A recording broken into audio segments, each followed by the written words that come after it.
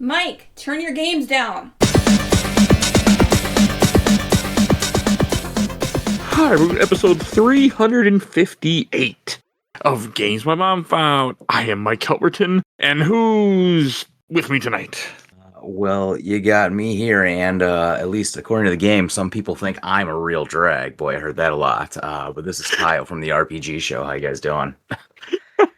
So it's just me and Kyle tonight, and we're going to be talking about X-Men Legends 2, a game, Rise of Apocalypse, a game that I have wanted to play for 20 years. Since it came out, I have been wanting to play this game and never bought it and never got around to it until about 2 weeks ago. Way too long of a break between. Should have done it earlier. Oh, yeah. No, I'll explain why after I introduce it, but I will tell you there's a reason. So developed by Raven Software, published by Activision, directed by Dan Vondrak, and came out in 2005 for everything at the time. PS2, GameCube, Windows, Xbox, PSP, Engage even. I'm sure that's a shitty version. Haven't tried that. I never will. But I had always, like I said, I always wanted to play this game. So I was always a cheap bastard, and I wouldn't buy games when they release usually. I was like, I'll pick this up later. But my son is born in 2007, so I graduated in 06. So I probably would have waited to buy this in 06. It comes out September in 05. And in 06, I moved right after high school to Minnesota to live with my girlfriend at the time. And so I was trying not to spend money on games I didn't need to because I had a giant collection anyway I never got around to. So this game just kind of ended up in that mess. And then when time came calmer and I had money, I had moved on to 360. And this game never got ported to 360 or anything for that matter. And it didn't have achievements. So I just never got around to it. And only time I ever got close to playing this, even though I had emulation for years, was I was at a half-price bookstore in Milwaukee when I was visiting my parents. And they had X-Men 1 and 2 on original Xbox, like $5 each. And I'm like, oh my God. I got all excited, but they weren't backwards compatible, so I didn't buy them. And this game just kind of went on the backlog for me. I just kind of forgot about it. And earlier this year, we did X-Men Legends 1, and I was reminded how much I really liked the series. And so I made it happen. End of this year, I was like, fuck it, X-Men Legends 2. So that's my history. Kind of convoluted, but... And what about you, Kyle? Yeah, so mine is kind of a wild, funny story as well. So this came out in September 2005. This would have been right at the start of my sophomore year of college. So there is I'm sure people remember, like the McDonald's program that had Monopoly, the Monopoly pieces. That's actually back, I think, now. Yes. But back in this time, they had a code that was either like $1 or $5 off to Best Buy. When you peeled them, that was one of the like ancillary prizes that was not part of the groupings of states or whatever it was. So me and my dumb friends thought like, dude, we can totally pile these things up. So we went to McDonald's for like a month.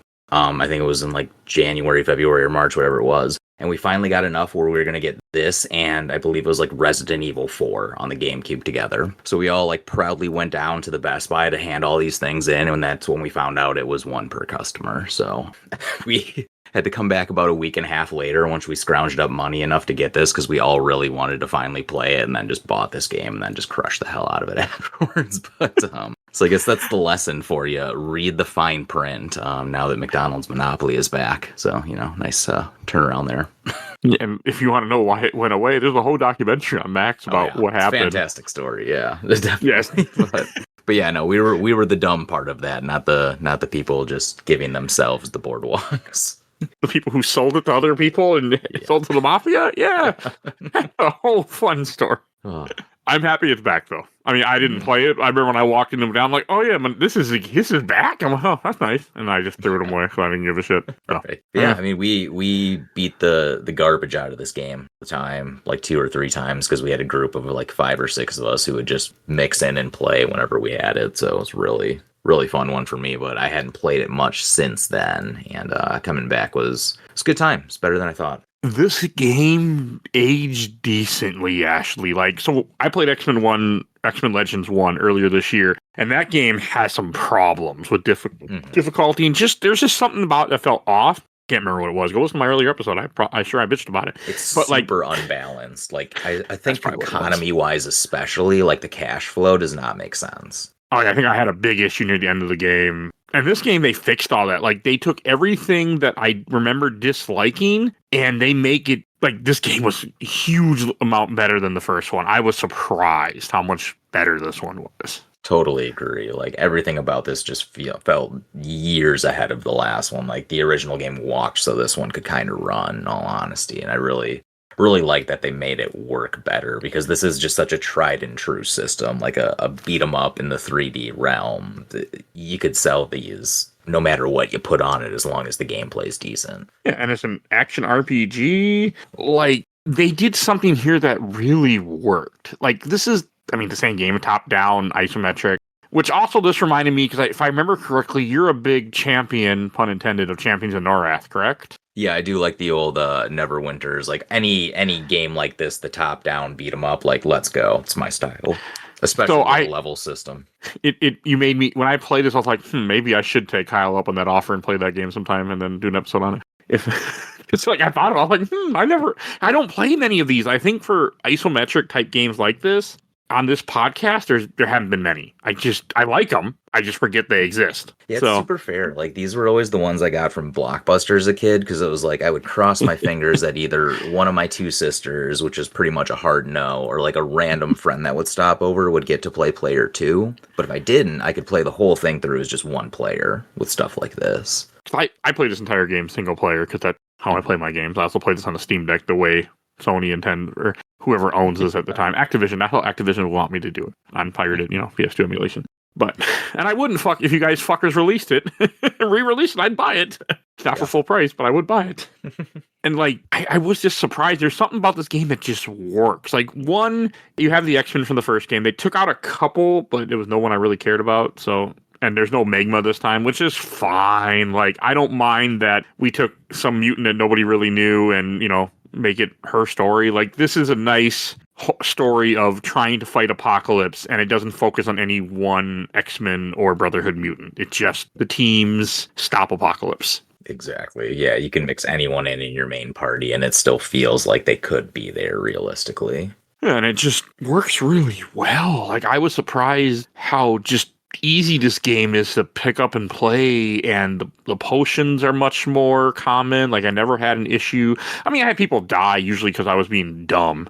It's usually what happened. Or I would there was a lot less falling in this game compared to X-Men Legends 1, though. Yeah, than 1, yeah, but it still does happen. So. It happened a few times. But I also had I had a couple flying, I had like 2 flying characters. And 2 that you gotta have fly. 1 and at least Nightcrawler or a second flyer. I didn't use Nightcrawler, actually. And I like Nightcrawler. Gotta teleport every game. I don't know why I didn't use him. Yeah. I ended up... So I have a problem in games like this where I always go Wolverine because of his regeneration. Even though I'm not a big Wolverine fan, not like he's my favorite character or anything like that. He just, since he has regeneration, he feels like he deserves to be in the team because you have a guy who can automatically heal. Yeah, that's fair. So my team for a majority of the game was Wolverine, Bishop, Iceman, because I really like Iceman from Legends 1, and Juggernaut. And I had Magneto on my team a little bit, Storm my team a little bit, but those ended up I had Scarlet Witch for a very small while just because I like Scarlet Witch. Yeah, I try Scarlet Witch, but like this game for me, it's Bishop or nothing. Like, well, Bishop or Deadpool if you're gonna go that route, but you need somebody with the Gatling power and just go on that. I love having a Nightcrawler for a teleport. My flyer's usually Sunfire because like way too big of a lack of respect on Sunfire in the Marvel world. Fantastic hero, great powers. And then the fourth one's just like whoever I feel like at the time. I don't even, to be fair, I don't think I really even know him. He's not a character I'm super familiar with. I have a random question. I'm going to just see if Yoshida, Sunfire. It's good stuff. Good stuff. Really powerful. Oh, he was in Marvel Snap? No, he was never even in Marvel Snap. That's I also quit Marvel Snap. So, but yeah, they never put Sunfire in the game. That's another reason I don't know him as well. Hey, Marvel Snap did get me to learn a lot of freaking characters but I would not have known otherwise. So gotta give that credit. Fair. But the funny thing is, everyone that we fight in this game, none of them are in Marvel Snap because I didn't know who any of these characters really were. Like Grizzly, one of the first Apocalypse mutants you fight in this game. I'm like, who the fuck is this guy? They do go pretty deep. I mean, Sugar Man's a deep cut. I'll say that. I knew Sugar Man, but only because I remember his figure when I was a kid. It was ugly as fuck. I don't think I had it, but I remember seeing it, and I was like, That is one ugly ass toy. That Yeah, is Sugar not Man's a one I deep would- cut. There's I mean, half Abyss. of the Savage Land, honestly. Abyss is a deep cut. Like I didn't even know who Abyss was, and I am a pretty I like Apocalypse a lot. I have his first appearance in comic form to the left of me, along with Archangel. I like him. Like he's one of my favorite. He is my favorite X-Men villain. Probably one of my favorite Marvel villains in general. Like I just really like that character. That's fair. That's why I also don't understand how I skipped on this game for so fucking long.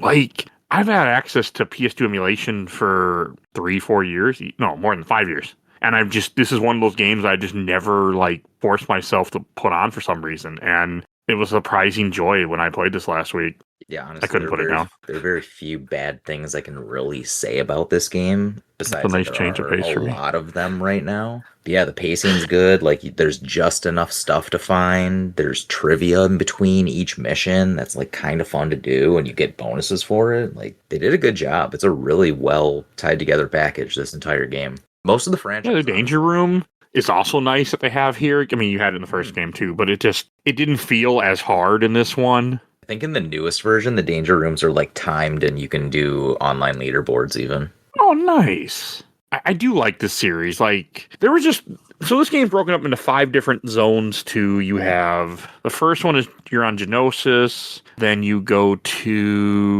Act 2 is Avalon. That must be Savage Land, right? In the jungle, yeah. You have Savage Land, then you're in New York, so you do stuff there, and then Act 4 is also New York, and then Act 5 is Egypt. That's how the game's kind of broken up into. And in each act, you have a couple different missions that you have to do within the game that are focused on stopping stuff to do with Apocalypse. It all makes sense. One of them was Canada, wasn't it? Weren't you in Canada for a little bit?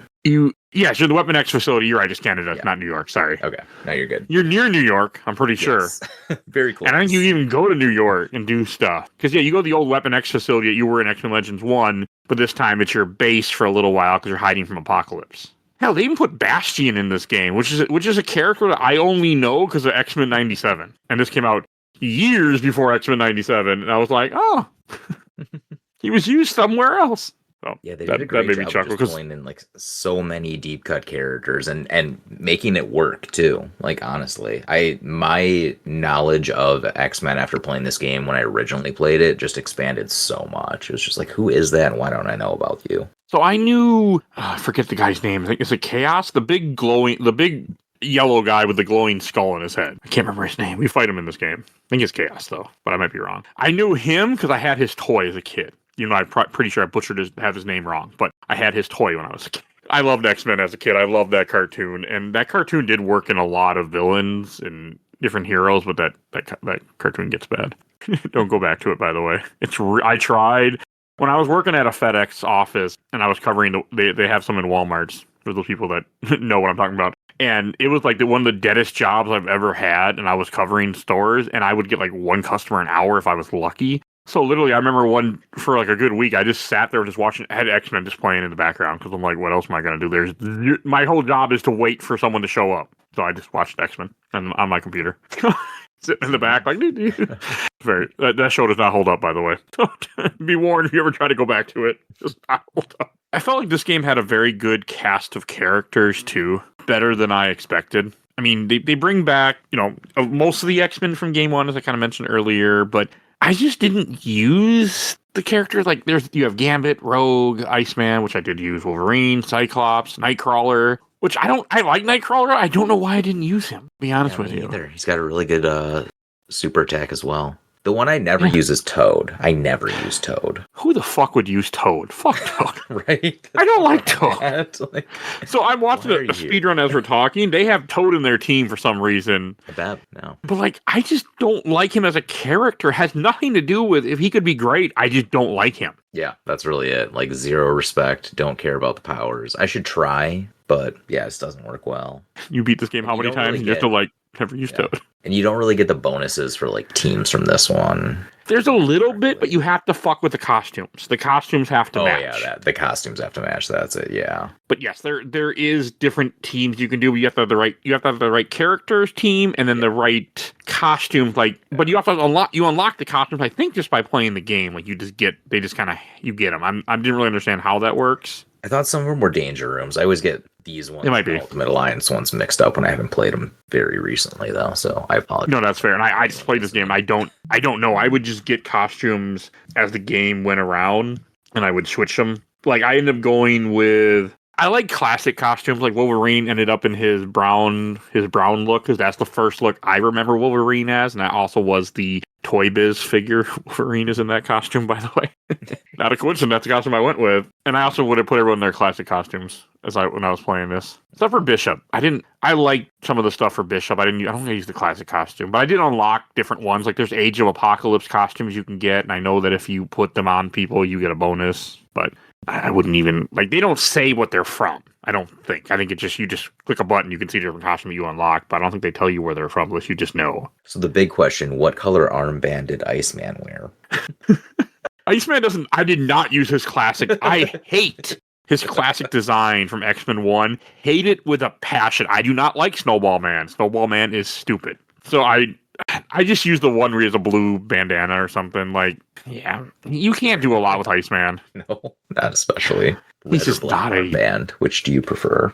Yeah, I think you can make him look a little buff up with one of his costumes. He has more like ice shoulders or ice, something like. I don't know. He was in the team off and on. He got kicked out. Juggernaut, I ended up going with like a silver costume that I got. I did get one where he had his helmet off. I was like, fuck no, I don't want to see Juggernaut without his helmet. Fuck that.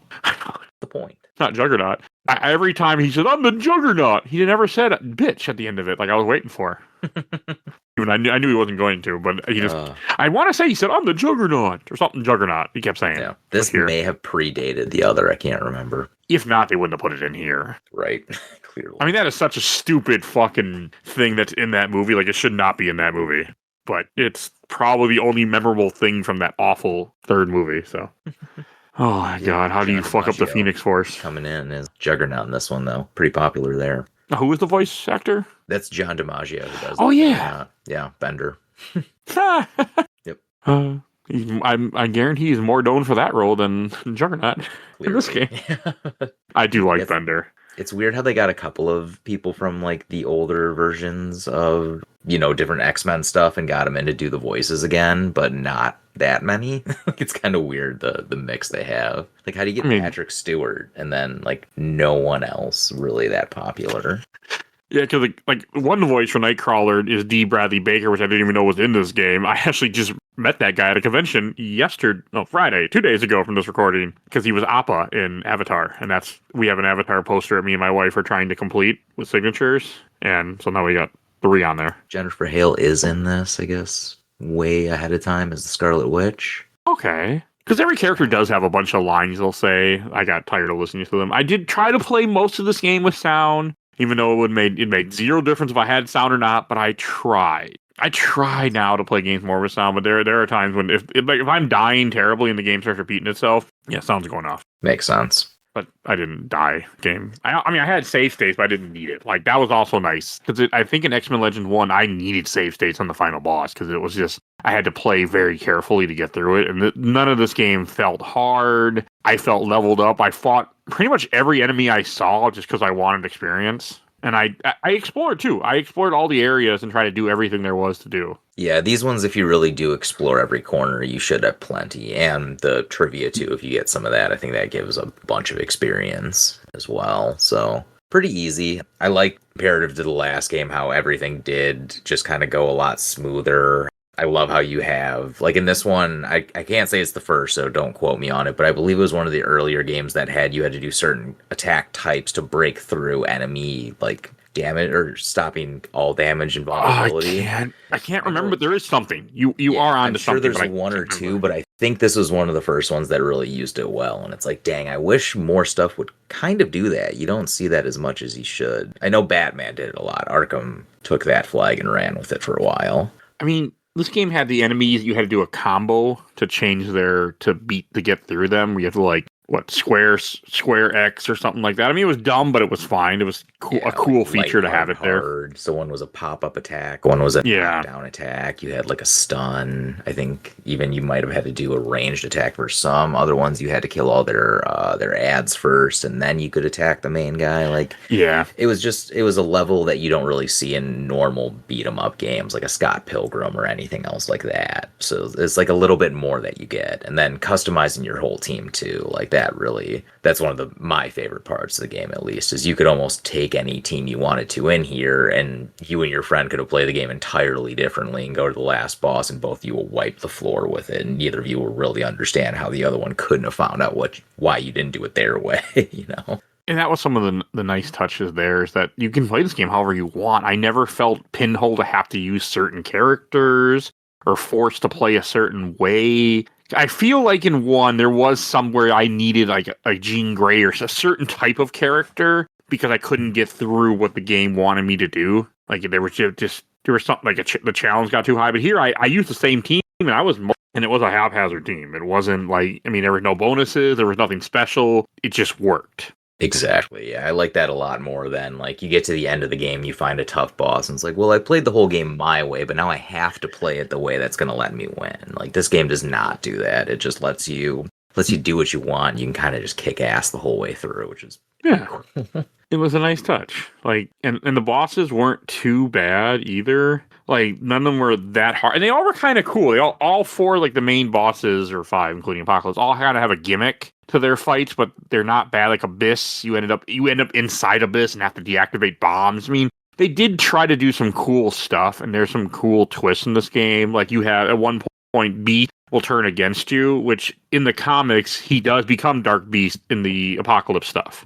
He's not one of his horsemen, but he does end up turning and helping Apocalypse. So, nice little touches. I've read a little bit of Age of Apocalypse, but it's fucking 4 omnibuses or something ridiculous. Maybe not omnibuses, but it's 4 big trades. I can tell you that much. Yeah, I've tried a few times. I've never been able to get through it though. I really want to, because I really like Age of Apocalypse type. Or I like Apocalypse in general. So, and that's his big X-Men story, where they go to an alternate realm where he won. Yeah, I too have not dabbled in the comic side of it, but I read very few lines I think they have, honestly. But I'm not the guy to ask what the best, realm of Marvel is, or universe in Marvel. The comics are hard. I read some, not enough. I also have a weird spot for the Brood. I really like the Brood, and they're in this game, which made me happy that you get to fight them. Yeah. Also, the reason I like some of the characters I like in X-Men are from the old cartoon and are from X-Men Mutant Apocalypse for Super Nintendo. So those are some of my early experiences to X-Men. So that kind of colored some of my interests with X-Men. Like, one thing this game does that needs to be mentioned is you get all the characters besides 3 secret characters right off the bat. You have everything's open to you, which the first game did not do that. They gave you characters as the game progressed, but this one gave everything to you right up, and I appreciate that it did that. It didn't make me have to wait to get somebody, because like Bishop was really good. He's in there right away. The only reason he ended up in my team because you had posted in the chat how much you enjoyed him. I was like, oh, and then he ended up in my team. So yeah, I don't know. That's what did it for me. Yeah, fun character. But in these ones, I always remembered anyone with a Gatling gun. Like, DPS in this game is king, because most things are not fast in this game. No, I mean, I'm all melee. I don't know if even... I mean, I let the AI do all that. Like, I actually let the AI do more than I probably should have. I let them level up my characters. I let them auto-equip the best equipment for my characters. So I played this game wrong to some people. That's fair. That's not... the auto-equip is actually really good in this game. Okay. I just... But didn't care. Yeah, how to do damage in these ones, it's either when you can hold it down and you're just wasting your mana bar or whatever, your power bar, because you'll do more damage faster than your normal attacks. Or if you have a power that you can hold and then let go and it does extra damage. A lot of the flyers have that. Those will do, I think it might even be that the coding is wrong and they just do almost double damage than what they normally should. I love when that happens in games. Unblockable. So yeah. Fun stuff. And also this game has a lot more abilities, and the previous game had 4 abilities for each character. You had your limit break, essentially, for lack of a better term, and you had 3 other abilities, 1 buff, and then 2 other attacks. This game has more than that, so you can really alter your characters too, become more kind of how you want them to be and what kind of style. Like there's a lot more customization. I don't like a lot of customization personally in games like this, but I'm happy it's there for the people that want to make use of it. Yeah, that's me 100%. That's why I come to these kind of games, because I wanna customize my guys. I want to have my mage with like 25 spells, but I can only bring 4 of them to the table. See, that's the right way to play though. Like you're doing it the way the game wants you to do it, because you're getting the full experience. Where I really had a good time. I blew through this game and I had fun doing it. I'm on a quest to beat 100 games this year, so I'm moving faster than I would be. But no, now actually, 87 for the year at the time of this recording, if I remember correctly. 86. Sorry, I'm off by 1. 86 for the year. Do you know what 100 is? I don't want to wreck it for people, but what my 100 game is going to be? Yeah, I don't have it completely planned out. It depends on how this month goes. But no, I actually don't know where I'm going to line up. It's going to be some short games, I'm sure. But yeah, no, I started off with a goal this year for no reason at all. Something happened last year in November that said, you know what? I need to concentrate on other shit. I'm going to beat 100 games this year. So fair. Well, if you need to, just in case, I believe you can beat the original Pokemon in 0 seconds. That don't count for me. Fair. Okay. I do want to play the original Pokemon. No, I have plenty of Game Boy Advance games and other short Steam games. I have stuff that people will record with me. I'm also trying to record all of them. It won't happen for everything because there's a couple games that I have beaten that I'm not recording about yet. So, but for the most part, I'm making a big effort. I'll keep my fingers crossed here. I've been following that for most of the year, hoping you could do it. I should be able to. I'm surprisingly a really good multitasker. That's another thing I love about this game. This was the kind of game that I could easily play and run through an area and explore and like watch TV, sit with my wife and talk with her. Like I was able to do a lot of different things, and this game just perfectly fit into that. That is like I actually explored almost the entire maps for most of this game. Like I was covering every little red spot. I was doing effort, which is not always the way I play these games, but I was having so much fun that I wanted to experience as much as I could that this game had to offer. Yeah, I mean, this game's like a really neat, what would you say, like 10 to 16 hours, honestly? I mean, how long to beat says 20-something, but I don't think that's accurate. I don't think this game took me 20-some hours to beat. You could go a lot faster if you wanted to. Oh, I could. I mean, I purposely explored. Like, I was trying to unlock Iron Man just because, and the first zone I got the homing, I got it, but I didn't go to it because I just didn't realize that you had to go in the portal, nor did I realize that it locks you out if you leave. Yeah. I thought I could warp back and like, okay, I can just go do it. No, you can't until you beat the game. And then I was still trying to, and then in like Act 4, I got 2 of the 3, and I was like, fuck it. Or no, I had 4 of the 5. Whatever you need, I was missing 1 homing beacon, and I just said, fuck it. And I didn't care at all in Act 5. But yeah, because Iron Man was one of my favorite characters as a kid. When I got older, I started to like him less because he got too popular. It's fair. The movies made him so popular, I ended up liking him less. Because I'm like, no, you're taking it away. Like, I liked him because he wasn't that popular. Like, my favorite characters are Hawkeye, Vision, Iron Man, Captain America. They all have one game in common. That's why I love them. Captain America and the Avengers for Super Nintendo and Genesis. My first Marvel experience. Yeah, boy, mine was... And funnily enough, I had this game and then I traded it to my uncle's girlfriend at the time for Mystic Quest, but mine was Spider-Man, X-Men, Arcade's Revenge. You like that piece of shit? Okay. No, because I had it. Somebody bought it for me. I was like 8 or something like that. And I remember that storm level, that underwater swimming level, and like, no, absolutely not. That game was so difficult. It was terrible. I want to beat that game one day. For this podcast, we did an arcade comic issue episode a long time ago, and I tried to play some of that game just because I was going to, and I could not do it. I didn't try that hard. Like, I need to sit down with, I hate that game. I had it as a kid too. I was so excited. Traded it for Mystic Quest. Way easier. And way better. Okay, Mystic Quest is a great RPG. I don't care what anyone out there says. Final Fantasy Mystic Quest is a good game. Just, yeah. You know what? I will say, actually, though, for your next one, if you are going to go through and play the Ultimate Alliance ones, I believe the first one you do go to the arcade again. You do.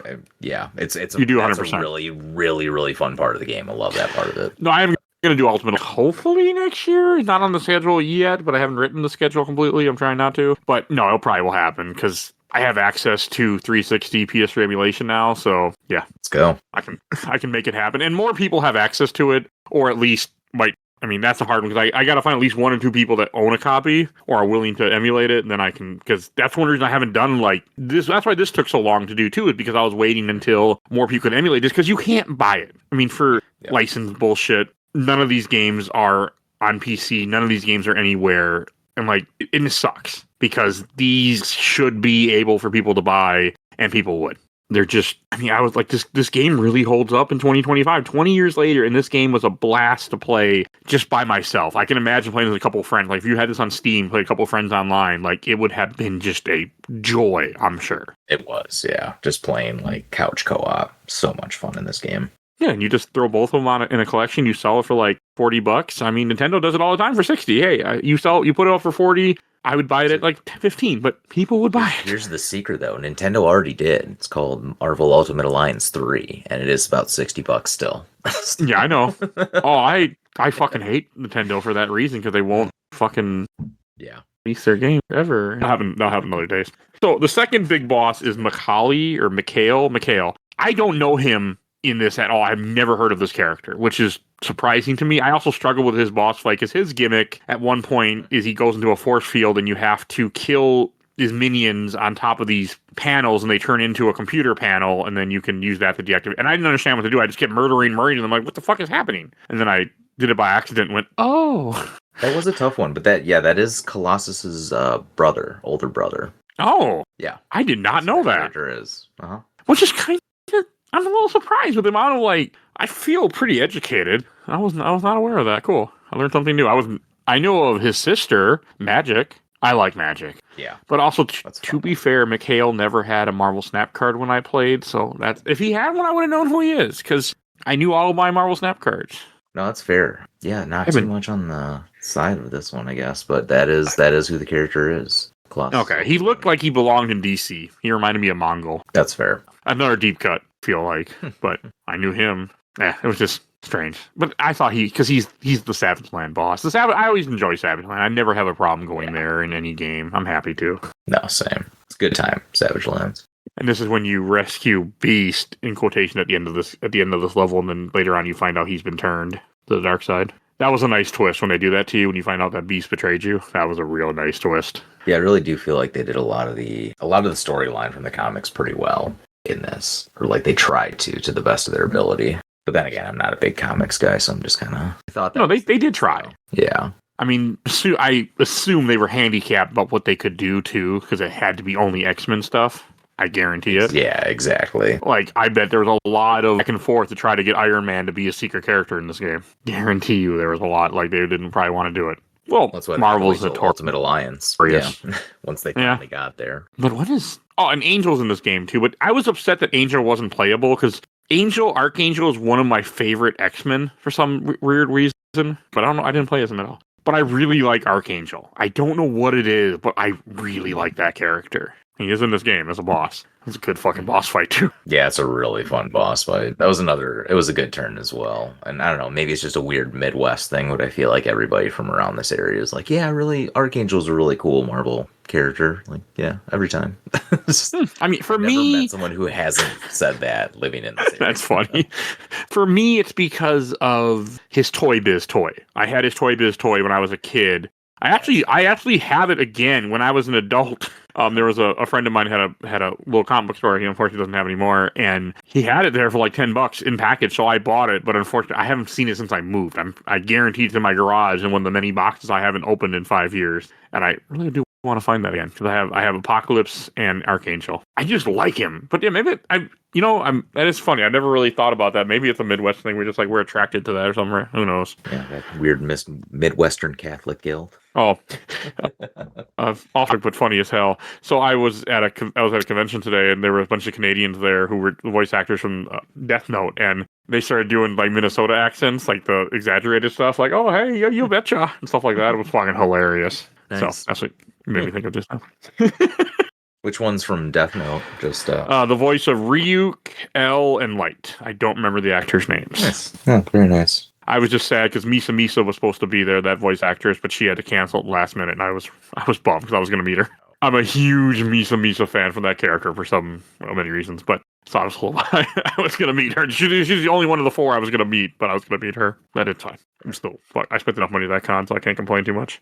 But go. I also felt like this game did a decent job with the amount of enemies you fight. It did feel like they kept changing, so you weren't fighting the same thing over and over again. So that was nice.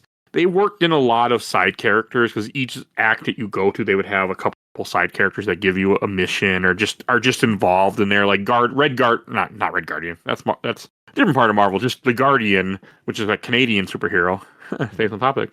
He's in this game. You have to go. He's one of your gives you advice or some shit. Yeah. And a quest in one of the missions. Sebastian Shaw's in this game, which I thought was kind of impressive that he doesn't do anything. He's just there. He gives you have to go find stuff for him. Yeah, some interesting ones. Trying to think of who else. Clearly, but they did. Weezer guy having Kitty Pryde's always fun. She wasn't really. She's in this game for that one little, but she didn't even do anything. Like, she's just there. Not really, but still there. I mean, I'll take it. Yeah, I was kind of bummed that they didn't give her a chance to do anything. Like, I like Kitty Pryde too. Yeah, she's a good character. I'm surprised she wasn't playable. She never is. I mean, her abilities would work. I'll tell you why. Not popular enough, maybe? I don't know. So the 3 unlockable characters that we mentioned a little bit, but it's Iron Man. You have to find 4 different homing beacons in each act, then do a little side level, really easy. Just fight a few enemies, and you grab a piece of armor. And then you have to find him in Act 5. He's in a jail cell somewhere in Egypt. And then he becomes a playable character. Deadpool, you have to just beat the game to unlock him. And then Professor X, you have to do all the danger rooms. Which I didn't even get all the discs. I got some. I never found them all. I never do. Yeah, I believe back when I was in college we did, but I did not even try at this point. And I got. Well, no, I mean, so you're a father. It's different. I mean, it's one thing when you're, I'm assuming, in college you got more time and people to do. I never went to college, so I only had I can't. a job and I was a cheerleader for the Packers in college. It was way simpler back then.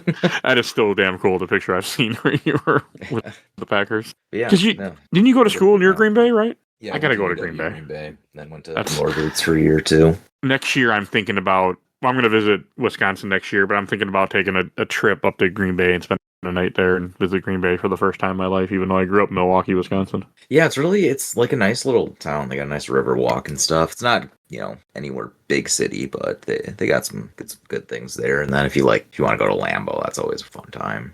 I would just because I feel like I should. I'm not a Packer fan at all, but they got rid of one of their assholes, Aaron Rodgers, so I'm more of a fan. Hey, there you go. I agree with that one. I do not like that guy. And then there's a documentary about him on Netflix, and it somehow made me like him even less. So I was a cheerleader on the team when he was on the team. I think my last year was the first one he started. So he just seemed like a couple of times. Yeah, he's always had that about him. I mean, Brett Favre I liked, and then there's also a documentary about Brett Favre too, and you won't like him very much after you watch that, but I liked him back then. He was a dick too. Yeah. I'm not surprised. You weren't a woman, so you weren't his type. It's true, but boy, I was a bartender in Green Bay for a year or 2, and boy, the amount of women who said that they had interesting experiences with Brett Favre was more than 6. So. You act like he was married or something, huh? Oh, of course he was. Yeah, I know he was. I know. He was a whore. That's what the documentary says too. So I don't combine. But yeah, no, I liked him a lot until later on. I was like, oh, you're kind of a piece of shit. So okay, but yeah, he was a good football player. But when he went for the Vikings, I liked him, and then now I'm like, yeah, I'm good. But that's just sports in general. But yeah, no, I'm gonna go to Lambeau Field when I go there. Do it. Go to Dortmund. So there are codes to unlock the characters too. Like you can unlock Deadpool and Iron Man. I didn't feel like putting in any cheats. I didn't care enough to have them. One, Deadpool means nothing to me. Like I just don't care for that character. I know people love him now. I don't care for him. When this came out, I really liked Deadpool because the Cable Deadpool comic was still in its really prime run. So that's why I jumped on board. But Fair. I agree with you. This day and age, it would be nice if I was 15 years younger. I think you got to be in that right age range where Deadpool is your guy. Well, you always heard this before. He got too popular for me. Yeah. I would never I remember having his Toy Biz toy. Here we go again. And I remember that being my mom had found it for me because that was a really hard one to find.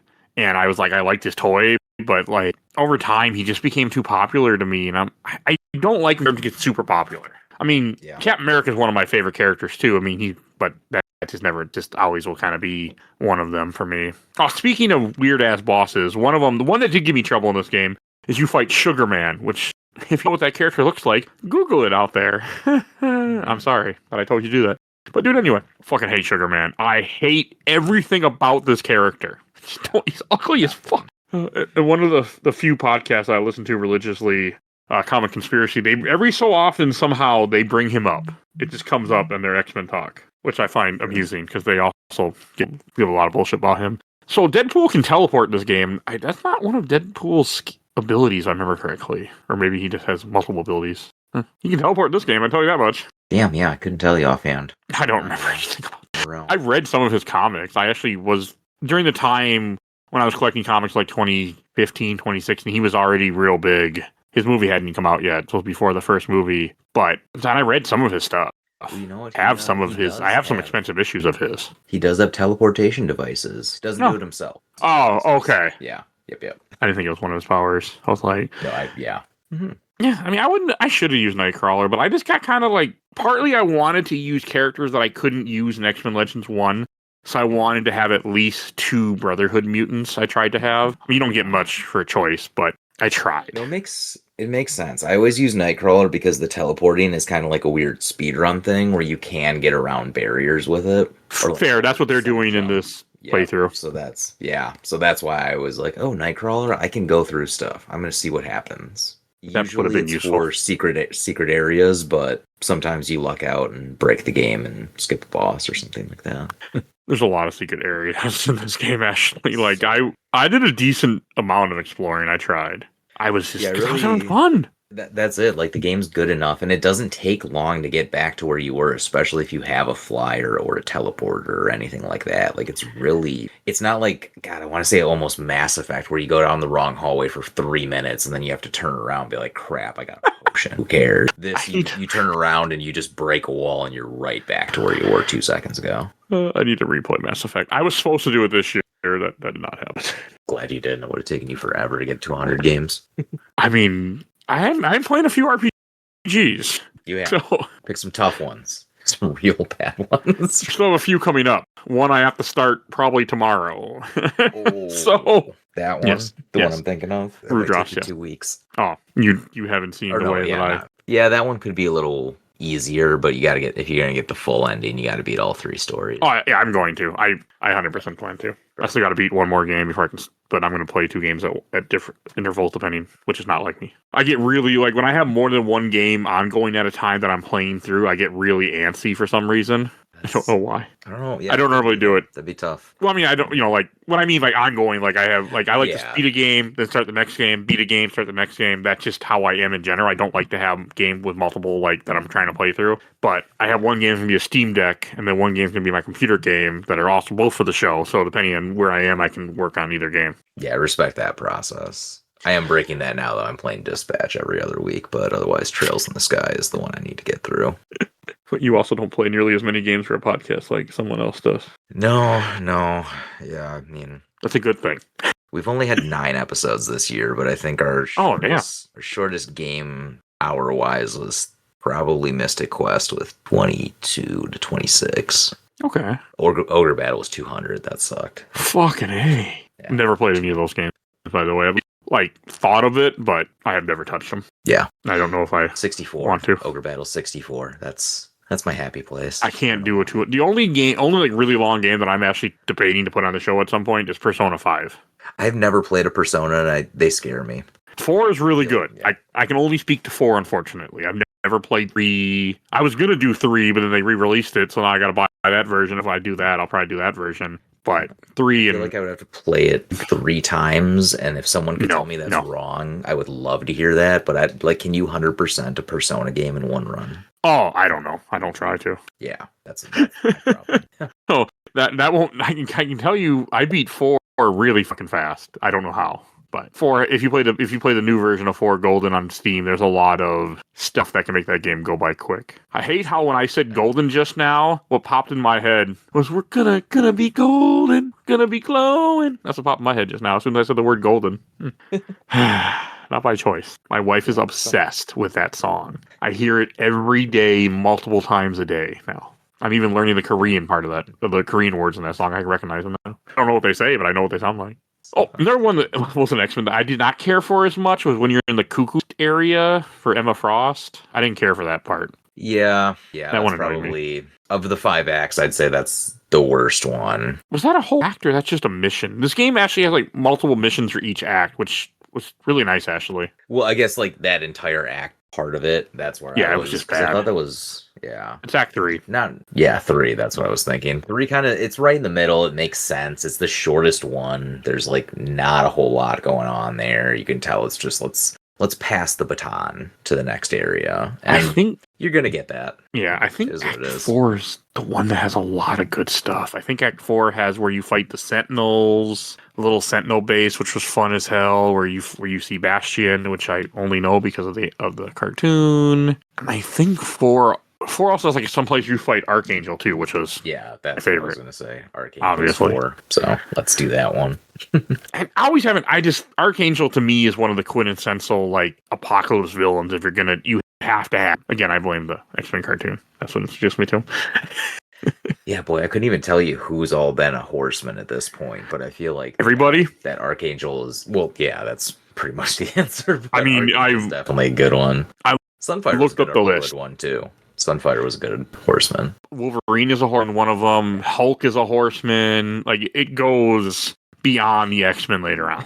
Clearly, yeah. So, that's... Oh, yeah, he infects everybody over time. But you know what? And I will just say, because we haven't really brought it up, I am going to throw out an all-star award for Gambit in this game, too. I think they did a really good Gambit job in this one. You don't see too many games that have a bad Gambit, but I really think they did him justice here. To be fair, you don't see a lot of games with Gambit that I don't think general. So. That's the other part. Yeah, so maybe 6. I mean, but I can think of a couple, but Spider-Man and the X-Men is one of the ones that came to mind, and there's nothing good about that game. So, but the Gambit level is actually playable. That was the one I could beat. That was it. Because none of them are playable. Like, man. Oh, I so want to play that game one day and beat it for this podcast. Just as like that is... I'm pretty sure I still have my SNES cartridge. I wouldn't play that, obviously, because you can't cheat on that one. But, fuck, man, you want to talk about a game that's a letdown? Man, whew, that's a letdown. I bet it's LJN, too. Maybe a month or two ago, and I don't think it's that. I think you could do it. I think it's doable. If I put my mind to something, I can beat most games. There's only a few games that have beaten me down when I'm cheating. So, one I'm talking about next week, actually, during the week. But it doesn't happen often. I'm usually pretty good. It's Holocaust. That's the guy's name, not Chaos, that I was referencing earlier. Holocaust, People who were yelling at their MP3 player. Yes, I couldn't remember his name. I think I had his toy, or at least I remember his toy. He was fine. He's another one of those X-Men characters I always like associate with Apocalypse. So it's good they had him in here. I feel like you have to have him if you're gonna do Apocalypse stuff. Because like the first game is all Brotherhood mutants, which are more known. Oh, Omega Red's in this game too for one boss fight. I like Omega Red. Trying to think anything else in Act 4 that happens that I want to mention. I can't remember what else is there. Then you go to Act 5, which is Egypt, which again makes perfect sense for Apocalypse because he's from Egypt. So you go to a pyramid. I did not like the pyramid stuff. Yeah. It was a bit confused. I got confused. It kind of was a bit too big for the end of the game. I'm not saying you need a hallway simulator, but sometimes like, you know, it's not an over long game, but I think you could have just done with maybe an hour or two less than the last act and kind of just wrapped it up and just had 2 quicker boss fights instead of all the jumping back and forth, moving between. Like that got a little old for me. It was just a little too much for Egypt. I had a problem with it. I was not having a good time in Egypt. I mean, I still like the game. I mean, overall, it had one kind of rough part. Just because I got confused and I missed a doorway at one point. Oh, Deadpool is also a boss in this game for some reason because he's working with Apocalypse because he's a mercenary, I guess. Whatever. I forgot he was a boss that you fight. I'm watching a speedrun as we're talking. And yeah, to go back to your earlier point, they use that teleportation constantly to just skip everything. Oh, yeah. Oh, dumb question. So I played the GameCube version of this game. I never figured out what button to press to use the blue tank to refill your mutant power. I thought it was, wasn't it just R2 or select? I don't know. I pressed all the buttons I thought. Yeah, fair. But I wasn't playing on a GameCube controller. I was playing on a Steam Deck. I just did the GameCube version because sometimes GameCube will run... Emulation runs better for GameCube. For some reason, it just does. That makes sense, actually. PS2 can be glitchy at times with certain games. I've had multiple games where I played it on the Steam Deck and I had to revert back to the PC to play a part because it just wouldn't work, and then I could switch back to the Steam Deck. Like Onimusha 2 and 3 and 4 did that to me. So if you were playing on a GameCube, it should have been the right trigger. Okay, maybe the right trigger wasn't associated where I thought it should be, but yeah, I couldn't. Yeah. I never figured it out, and I just said, fuck it. Good. No. Huh. Yeah, I could have figured out what was what, but I just didn't. I was like, it regenerates on its own, so I was all right. Oh yeah, Act 4, you also go in the sewers. The sewers were annoying. Okay, that was one part I didn't care for. Yeah. And then to go back to more with Egypt, it wasn't bad per se. It's just confusing to grab a lot of items, and I missed a door somewhere, and then I randomly found like, okay, because sometimes this game will give you arrows of where to go, but sometimes this game does not give you anything if you're not in the right zone. You got to figure out on your own. Yeah, they aren't especially great at just keeping you on track when you get a little lost or if you do get off target. But fortunately, that only happens in like 2 or 3 areas of the game, I'd say. But it wasn't often at the end where you don't want it. But yeah. Yeah. But I mean, it's also like, can make the game a little bit longer too, type of thing. True. I mean, that's a thing, especially during this era, the PS2 era. I know it continued on for a bit, but I feel like there was a lot of people like, oh, this game is short. Well, I just remember as a high school kid, me and Brad, who we watched a game on that. To like, oh, how long is this game? Oh, is it worth what we're going to pay for? Right. While we were in school. One of the reasons I originally got into RPGs so much, but yeah, there's a lot more padding in games than you see than there used to be, I think. But also, I mean, a lot of the games you and I used to play, bring up any of the old Super Nintendo ones, those are about an hour, 2-hour runs, but it took you 70, 80 runs to get through it for the first time. You know what I mean? Like, yeah, you just gotta. Metroid doesn't take that long to beat, but probably took you 7 months to beat it when you were a kid. Yeah, because you just don't understand it. I mean, I never beat Super Metroid as a kid. It wasn't until the first episode of this podcast that I finally beat Super Metroid. It was just a game I struggled in forever. Also, I didn't like it, so I like it now. I didn't like it back then. I thought it was a dumb game when I was a kid. I was like, I don't like this game. Like people, I was okay watching, but like this is not fun to play. Now I'm like, no, I love Metrovanias. It was weird. I never got into Metroid, but I liked Mega Man as a kid. Couldn't tell you why. Well, 2 different types of games. Mega Man's a faster pick up and play type game. Metroid, like especially Super Metroid, I can speak to for the time. Like it's very confusing. It's very dark. I mean, I will say Super Metroid's a horror game, but no, I respect that they are different, but at its base gameplay core, it's really not that crazily. No, because you're just a shooting, but side-scrolling shooter, yeah. But there's a lot more to Mega Man.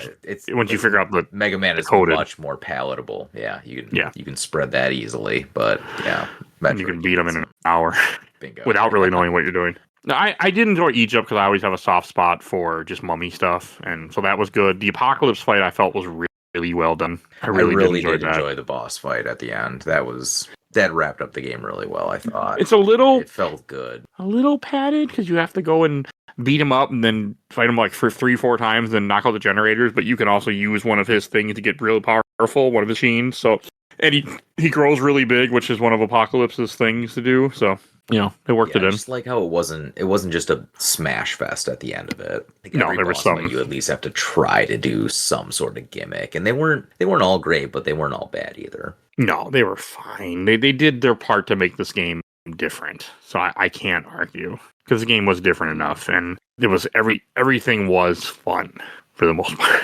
Yeah, I was mostly having a really good time, and then this game ends with a cliffhanger that will never be addressed. One of the villains you fight throughout this game is Mr. Sinister. You don't fight him, but you see him, Mr. Sinister. And then at the end of the game, he's like, "Aha! I'm doing something," and that's the end of that. 20 years later, he still hasn't done anything yet. He might have kind of came back in 3, but there was a couple of DLCs, so I couldn't tell you what the end of the story was. Oh, of course they have DLC. I don't like DLC in games that much. Nah. Especially not Nintendo games, because then those don't get cheaper. I'm trying to hide my despise for Nintendo. Not hide it, but not go into it as much as I do sometimes. And one of the last things I just want to bring up is, I don't know if you remember this, it was a very small amount of time. There was a really stupid, not meme, but like somebody put false information out there. They're like, oh, when Microsoft bought Activision, like, oh, they're going to release all the, Activision games. It was all the Spider-Man games, the X-Men games. And I'm like, this is obviously fake. You remember? Did you ever see that on Facebook? Don't remember seeing that, no. Okay. It was, people believed it. People go, oh my God. I'm like, come on now. Like, had it been like 2 games or like a few, I would have believed it, but it was too many from different people. Like, yeah, this ain't, come on now. This ain't, this is all, it was just some website that put a thing and click there in the comments, like, you're an idiot. Don't believe this bullshit. But us Americans are dumb. So that's been proven. Tend to be. Yeah, we tend to believe people when they lie to us. So hey. All right. Any last things to say about X-Men Legends 2? Yeah, I mean, I think we covered it pretty well. It's a solid kind of action, isometric, beat 'em up. Level system's good. If you like Marvel, you should give this a try. I think it holds up, honestly. And you don't exactly find games like this anymore. You don't. Remakes, maybe, but there isn't something that has this level of like story depth, fun kind of mini like trivia gameplay, 12 to 14 characters, and a level up system that's not shallow. Like you don't find that much anymore. So, good playing through it. I'm glad I went back to it. I'm glad. We both did. So we'll go to questions, comments, memories. I got a few. People actually had stuff to say about this game, which kind of surprised me. First, I watched the entire Overblood from David Lewis. Pretty sure I learned who Deadpool was because of X-Men Legends 2. Also, it's crazy to think how at the time Iron Man being a secret character was like a deep cut kind of thing. Now Iron Man is like a mainstay, almost as big as Spider-Man. But at the time, at least from my memory, he was way more for the if you know, you know crowd. Game overall was a lot of fun. Just like Legends, for some reason, didn't stick out in my friend group the way the first one did. But my brother and I definitely played it a ton in co-op. I miss the days when Iron Man was. Yeah. From Clayton Keith, God, it's such an incredible game. From Jeff Flynn, the Ultimate Alliance games might be objectively better games due to improving the formula, but this is my personal favorite game in that meta series. It's a much more mature story than the first one, while still feeling laser focused thanks to being X-Men exclusive. I mean, I don't remember Ultimate Alliance 1 at all. Yeah, it's kind of a good point. Ultimate Alliance 1 is really fun, but he's got a point there. I haven't played it in probably like 15 years or so. So I look forward to when I get to it. I never played 2 for some reason. I don't know why. Never played 2. Yeah, so. 2, that's great. Yeah, that's what I heard too. I don't think that's what held me back. I think the fact that I could play Captain America and Iron Man because they're on different teams in 2, I think that's what burned me. From Zach Harris, fantastic video game right here. Such a great sequel with a far more interesting roster than Legend 1. From Benjamin Irvin, love these games. Ultimate Alliance perfecto. I mean, from what I remember, you're right, but it's been a while. From Adrian Blair, I have so many fond memories of playing this game. It's so good. Wish it was on a modern system. Me too. Yeah. From the official Laser Time community, from Zach Adams, it's a crime that when the MUA games got modern ports and reissues, this didn't come with them. When did the Marvel Ultimate Alliance games get modern ports? They did. I saw something that they're on Insignia, but I don't dabble in Xbox replacement server stuff. Oh, okay. Because as far as I'm aware, they never got re-released. I'm not sure what they're talking about. Because, I'm going to Google now. I can guarantee they're not on Steam, or I would have seen it and bought them by now. So you can hear me typing out there. On the Wikipedia, it says it's now playable online on their replacement Xbox Live servers called Insignia. What the fuck is that? Non-commercial server that has restored functionality of Xbox Live for the original Xbox. Oh, Ultimate Alliance did come out in 2016, was reissued on Steam and PlayStation 4 and Xbox One, but then left in 2018. Okay, that's probably what he's talking about then. Man, that pissed me off. You bring them back for 2 years, like, oh, we don't want to renew the license. Bye. Yeah, probably. Okay. Yeah. I mean, that feels like a long time ago still. That's almost 10 years ago. That's why I didn't realize, like, what are you talking about? From Jonathan Navarro, one of my favorite hack and slash RPGs. Played countless hours of 4-player local co-op and the PSP of my brothers and friends. From Reet Leach, this is one of the best looking games on the OG Xbox. It ran at 720p if you had the HD component cables and a NTSC system or modded PAL. And they also say, I prefer because of the colorful costumes compared to the all black leather look. Way easier to keep track of who it is and who they are, all unique colors. You can change costumes in here, so I'm not sure what you're talking about. And from Chris Baker, fun fact, the gaming debut of Deadpool, which I did not know. That probably tracks, yeah, that makes sense. Well, Chris Baker would know. He actually worked on a bunch of different Marvel games and things, I think he worked on the pinball stuff, most recent. I can't remember. He does, yeah, he's actually the reason I met one of my good friends on the show, Blair Farrell, was because of him. So I asked him to be on the show for Spider-Man fucking years ago. The PS1 version, he wasn't able to, but he suggested people, and Blair was one of those people who I'd become good friends with. So, yeah, but I can't remember. He's a game developer. I can't remember everything he's worked on or what he's done, but very intelligent guy when it comes to Spider-Man and stuff.